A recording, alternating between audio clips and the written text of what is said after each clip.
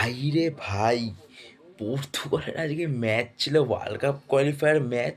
সেখানে পর্তুগাল 9-1 জিতেছে।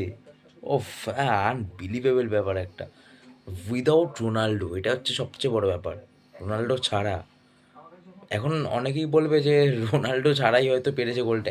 একদমই বেকার কথা এগুলো, কারণ রোনাল্ডো যদি থাকতো তাহলে আরও একটা দুটো গোল বেশি হতো, কারণ ও এই বয়সে যা গোল করে, যেভাবে গোল করে, ধারে কাছে কেউ যেতে পারবে না। ও থাকলে আরও মনে হচ্ছে একটা দুটো গোল বেশি হতো। তো তো ভেরি কংগ্রাচুলেশনস ফর পর্তুগাল। তারা পর্তুগাল এবার একদম পুরো আটঘাট নেমেছে একদম জেতার জন্য ওয়ার্ল্ড কাপ ট্রফি লিফট করার জন্য। দেখা যাক কি হয় কি না হয়। তো আমরা তো খুবই এক্সাইটেড, কি হবে কি না হবে, ট্রফি পাবে কি পাবে না।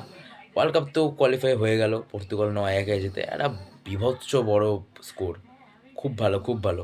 Keep it up. তো গাইস, এটা জানানো ছিল, যারা জানে না তাদেরকে শেয়ার করে দেবে, লাইক করে দেবে, সাবস্ক্রাইব করে দেবে। টাটা।